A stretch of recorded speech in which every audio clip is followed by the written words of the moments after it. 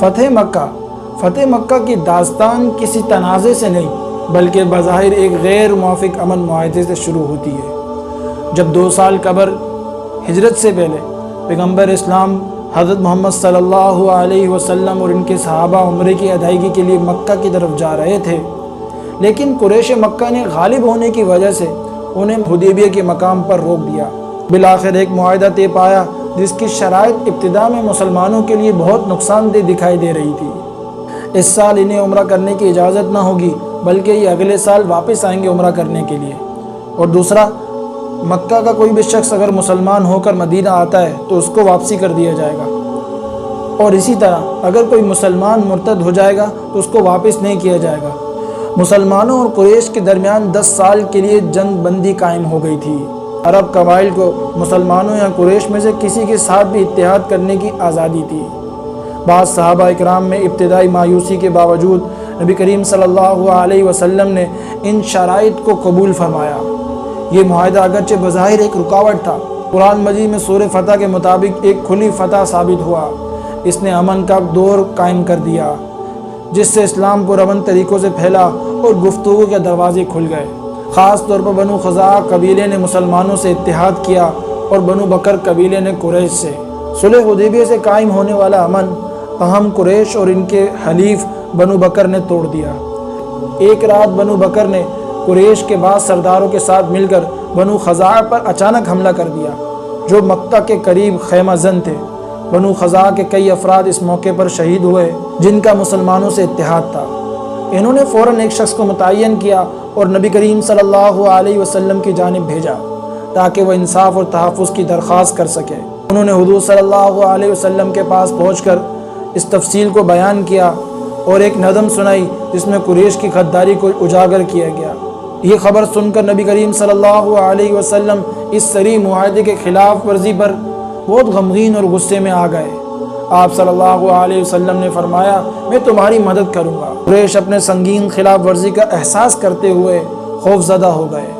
انہوں نے اپنے نامور سردار ابو سفیان بن حرب کو مدینہ بھیجا تاکہ وہ تعلقات کو بہتر بنائے اور معاہدے کی تجدید کی کوشش کریں، تاہم ان کی کوششیں بالکل بیکار اور ضائع ہو گئی۔ انہوں نے نبی کریم صلی اللہ علیہ وسلم کے مختلف صحابہ سے اور یہاں تک کہ اپنی بیٹی ام حبیبہ جو نبی کریم صلی اللہ علیہ وسلم کی زوجہ محترمہ تھی ان سے بھی مدد مانگی، لیکن انہیں کوئی ایسا شخص نہ ملا جو ان کی سفارش کو قبول کروا سکے۔ یہ معاہدے کی خلاف ورزی بالکل ظاہر ہو رہی تھی اور وہ ناکام ہو کر مکہ کی طرف واپس لوٹ گئے۔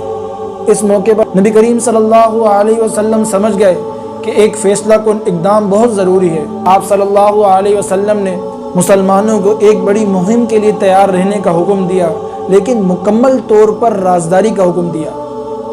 مسلمانوں کے مختلف قبائل اور برادریوں کو مدینہ میں جمع کرنے کے لیے ایک پیغام بھیجا گیا۔ نبی اکرم صلی اللہ علیہ وسلم نے اللہ سے دعا کی کہ وہ قریش سے ان کے ارادوں کو پوشیدہ رکھیں۔ مکہ کی طرف سے جانے والے راستوں پر نظر رکھی گئی تاکہ خبر نہ پہنچ سکے قریش تک۔ تقریباً 10,000 مسلم فوجی جمع کیے گئے جو پچھلی اسلامی مہمات میں بے مثال تعداد تھی۔ اس تعداد کا مقصد مزاحمت کو روکنا اور پرامن فتح کو یقینی بنانا تھا۔ یہ سفر ماہ رمضان میں شروع ہوا۔ یہ عظیم لشکر مدینہ سے مکہ کی طرف روانہ ہوا۔ انہوں نے خاموشی سے یہ مارچ کیا اور بہترین طریقے سے اس کو برقرار رکھا۔ سفر کے دوران ایک اہم واقعہ پیش آیا۔ ایک صحابی جنہوں نے غزوہ بدر میں حصہ لیا تھا، انہوں نے قریش کو مسلم فوج کی پیش قدمی کے بارے میں اطلاع دینے کی کوشش کی۔ اللہ رب العزت نے وحی کے ذریعے سے نبی کریم صلی اللہ علیہ وسلم کو اس کی اطلاع دے دی۔ حضرت علی بن ابی طالب اور حضرت زبیر رضی اللہ تعالیٰ عنہ کو خط لے کر جانے والی قاصدہ کو روکنے کے لیے بھیجا گیا۔ خط برآمد کر لیا گیا۔ عاطف نے اپنی غلطی تسلیم کر لی اور وضاحت کی کہ انہوں نے ایسا اپنے خاندان اور مکہ میں موجود اپنی جائیداد کے تحفظ کے لیے کیا تھا، نہ کہ بے وفائی کے لیے۔ نبی کریم صلی اللہ علیہ وسلم نے ان کی مشکل کو سمجھتے ہوئے اور ان کی پچھلی خدمات کو تسلیم کرتے ہوئے انہیں معاف کر دیا۔ اس واقعے نے نبی کریم صلی اللہ علیہ وسلم کے علم اور ان کی رازداری کی حقیقت کو واضح کیا۔ لشکر مکہ کے قریب پہنچا تو ایک وادی میں انہوں نے پڑاؤ ڈالا۔ یہاں نبی کریم صلی اللہ علیہ وسلم نے 10,000 فوجیوں میں سے ہر ایک کو آگ روشن کرنے کا حکم دیا۔ رات کے وقت 10,000 چراغوں کا آسمان روشن کرنا مکہ والوں کو مسلم فوج کی زبردست طاقت کا پیغام دینے کے لیے تھا۔ ابو سفیان جو قریش کے 2 دیگر سرداروں حکیم بن حزام اور بدیل کے ساتھ معلومات اکٹھی کرنے کے لیے مکہ سے باہر نکلے تھے، وہ روشنی کے اس عظیم مظاہرے سے حیران ہو گئے اور ابتدا میں ایک بڑی قبائلی ہجرت سمجھا۔ اچانک ان کا سامنا حضرت عباس بن عبد المطلب سے ہوا، جو نبی اکرم صلی اللہ علیہ وسلم کے چچا تھے اور پہلے ہی اسلام قبول کر چکے تھے اور مسلم لشکر کی طرف آ رہے تھے۔ حضرت عباس نے ابو سفیان کو دیکھ کر اسے پناہ کی پیشکش کی اور مکہ کی حفاظت کو یقینی بنانے اور خون ریزی سے بچنے کے لیے اسے نبی کریم صلی اللہ علیہ وسلم کے پاس لانے کا فیصلہ کیا۔ حضرت عباس رضی اللہ تعالی عنہ ابو سفیان کو نبی کریم صلی اللہ علیہ وسلم کے پاس لے آئے۔ اسلام اور نبی کریم صلی اللہ علیہ وسلم کے خلاف ابو سفیان کی طویل دشمنی کے باوجود نبی کریم صلی اللہ علیہ وسلم نے اپنے قابل ذکر شفقت اور حکمت عملی کا مظاہرہ کیا۔ انہوں نے ابو سفیان کو صبح تک روکے رکھا، جس سے اس سے مسلم فوج کی تیاری اور اس کے نظم و ضبط کا عظیم پیمانہ دیکھنے کا موقع ملا۔ جب نبی کریم صلی اللہ علیہ وسلم نے بالآخر ابو سفیان سے بات کی تو آپ صلی اللہ علیہ وسلم نے پوچھا، کیا اب وقت نہیں آیا کہ تم جان لو کہ اللہ کے سوا کوئی معبود نہیں؟ ابو سفیان نے اقرار کیا۔ پھر نبی کریم صلی اللہ علیہ وسلم نے پوچھا، کیا اب وقت نہیں آیا کہ تم جان لو کہ میں اللہ کا رسول ہوں؟ اس موقع پر کچھ ہچکچاہٹ کے بعد ابو سفیان نے یہ بھی اقرار کر لیا۔ اس نے باقاعدہ اسلام قبول کر لیا۔ رحمت کے ایک اشارے کے طور پر اور مکہ میں خون ریزی سے بچنے کے لیے نبی کریم صلی اللہ علیہ وسلم نے ایک غیر معمولی اعلان فرمایا، جو ابو سفیان کے گھر میں داخل ہوگا اسے امان ہے، جو اپنا دروازہ بند کر لے گا اسے امان ہے، جو خانہ کعبہ میں داخل ہوگا اسے بھی امان ہے۔ اس اعلان نے مکہ والوں کے لیے حفاظت کے واضح راستے فراہم کیے، جس سے مزاحمت کا امکان کم سے کم ہو گیا۔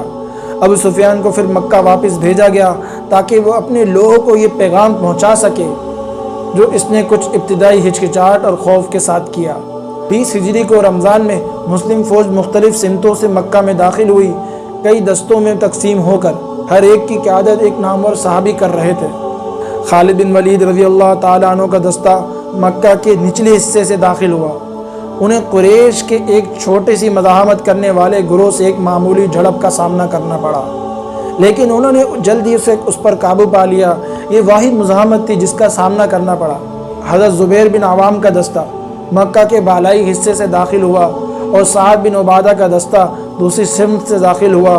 ایک لمحہ ایسا آیا جب سعد نے پرانی دشمنیوں کی وجہ سے بدلے کا اشارہ کرنے والا ایک فقرہ کہا، آج قتل کا دن ہے۔ تاہم نبی کریم صلی اللہ علیہ وسلم نے یہ سنتے ہی فوراً حضرت علی رضی اللہ تعالیٰ عنہ کو بھیجا تاکہ وہ سعد رضی اللہ تعالیٰ عنہ سے جھنڈا لیں اور انہیں یہ اعلان کرنے کی ہدایت کی کہ آج رحمت کا دن ہے۔